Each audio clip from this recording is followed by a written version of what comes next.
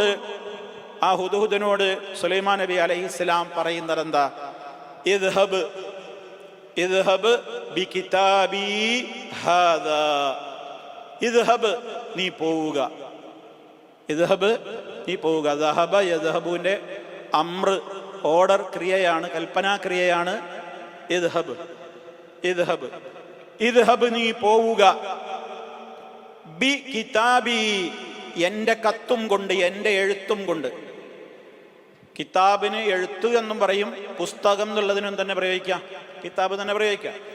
B കിതാബി ഹാദ, എൻ്റെ ഈ എഴുത്തും കൊണ്ട് നീ പോകണം, എൻ്റെ ഈ എഴുത്തും കൊണ്ട് നീ പോകണം. അവിടെ നമ്മൾ വായിക്കുമ്പോൾ ആ ബാഇനെ രണ്ടാമത്തെ ബായിലേക്ക് കൂട്ടിച്ചേർത്ത് അഥവാ ഇദ്ഗാം ചെയ്താണ് വായിക്കേണ്ടത്. എങ്ങനെ? ഇദ്ഹബ് ബി കിതാബി എന്ന് വായിക്കരുത്. എന്താ വായിക്കേണ്ടത്? ഇദ്ഹബ് ബി കിതാബി, ഒറ്റ ബാ കേൾക്കാവൂ.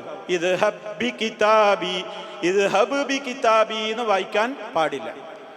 എൻ്റെ ഈ ഹാദ, എൻ്റെ ഈ എഴുത്തും കൊണ്ട് നീ പോവുക.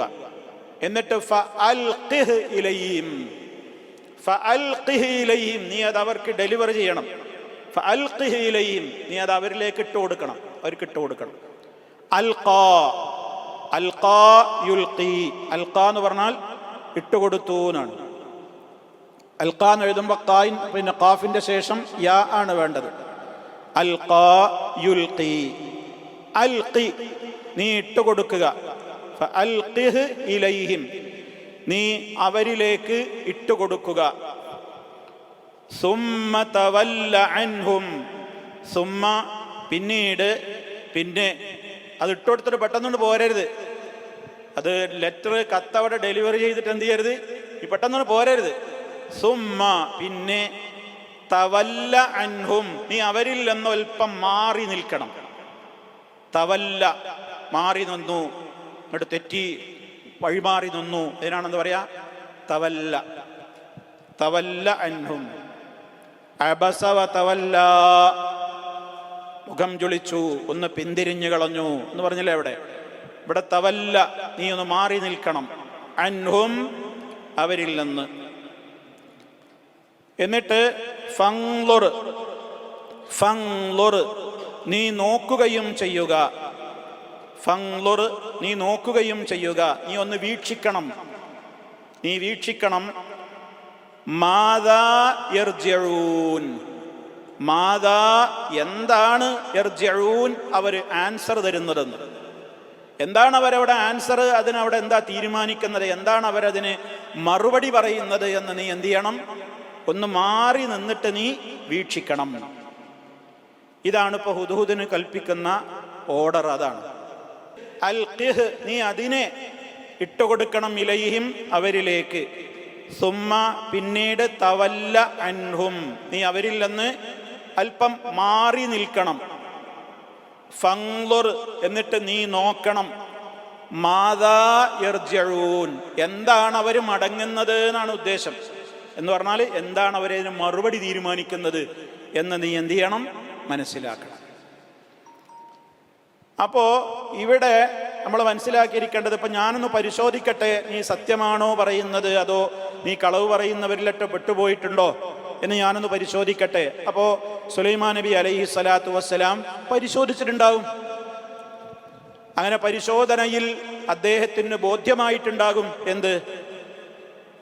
ഹുദ്ഹുദ് പറയുന്നത് സത്യാണ് എന്ന് ഒരു വ്യാഖ്യാനം, അതിനൊരു സാധ്യത ഉണ്ട്, അങ്ങനെ ആയിരിക്കാം. ഇനി അതല്ലെങ്കിൽ മുഫസ്സിറുകൾ പറയുന്ന രണ്ടാമത്തെ ഒരു വ്യാഖ്യാനം, ഇതൊരു ഇഖ്തിബാറായിരുന്നു എന്നാണ്. ഇത് തന്നെ, ഈ കൽപ്പന തന്നെ എന്താണ്?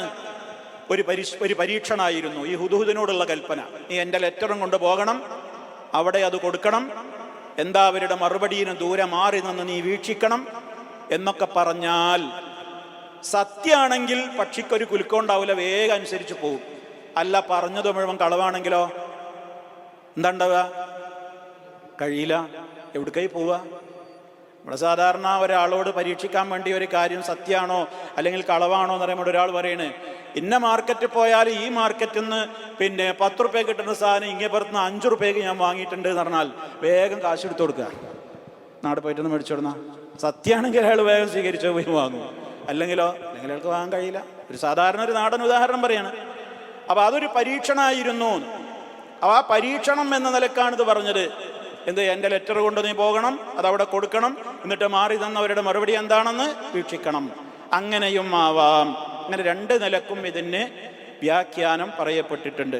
എന്തായിരുന്നാലും സുലൈമാൻ നബി അലൈഹി ഇസ്ലാമിന് കാര്യം ബോധ്യമായി എന്നുള്ളതാണല്ലോ ഈ കാര്യത്തിൽ നിന്ന്, ഈ കൽപ്പനയിൽ നിന്ന് നമുക്ക് മനസ്സിലാക്കാൻ സാധിക്കുന്നത്. അങ്ങനെ ലെറ്റർ കൊടുത്ത് വിടുകയാണ്.